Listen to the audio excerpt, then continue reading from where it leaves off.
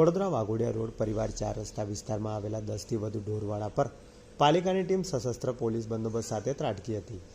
તમામ ઢોરવાડા તોડીને પાલિકા તંત્રએ 25થી વધુ ગાયને પકડી લીધી હતી. ઉલ્લેખનીય છે કે 2 દિવસ અગાઉ ઢોર પકડવા ગયેલી ટીમ પર કેટલાક હુમલાખોરોએ હુમલો કરીને પાલિકા કર્મીનું માથું ફોડી નાખ્યું હતું.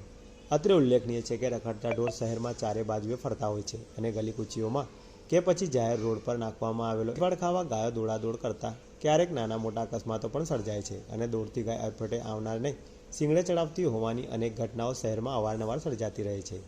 દરમિયાન પાલિકાની દબાણ શાખાની ટીમ બુલડોઝર અને રોલર સાથે વાઘોડિયા રોડ પરિવાર 4 રસ્તા વિસ્તારમાં આજે પહોંચી ગઈ હતી, જ્યાં મોટી સંખ્યામાં માલધારીઓ પરિવાર સાથે રહે છે. આ વિસ્તારમાં 10 બાર ઢોરવાડા બનાવાયા હોવાની જાણ પાલિકા તંત્રને થઈ હતી. પરિણામે પોલીસના કાફલા સાથે પહોંચેલી પાલિકા દબાણ શાખાની ટીમે ઢોરવાડા બુલડોઝરના સહારે હટાવવાની કામગીરી શરૂ કરી હતી. આ અગાઉ પછી જેટલી ગાય પાલિકાની ટીમ દ્વારા પકડી લેવાઈ હતી.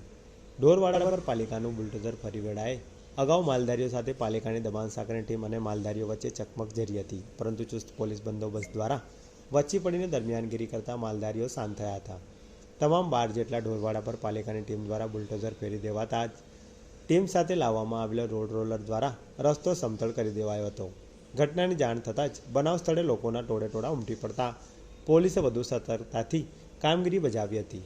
ઉલ્લેખનીય છે કે 2 દિવસ અગાઉ પાલિકાની ઢોર પાર્ટી આ વિસ્તારમાં રખડતા ઢોર પકડવા ગઈ હતી, ત્યારે પાલિકાની ટીમ અને માલધારીઓ વચ્ચે ભારે ઘર્ષણ થયું હતું, જેમાં એકત્ર ટોળાએ હુમલો કરતા પાલિકાના એક કર્મચારીનું માથું ફૂટી ગયું હતું.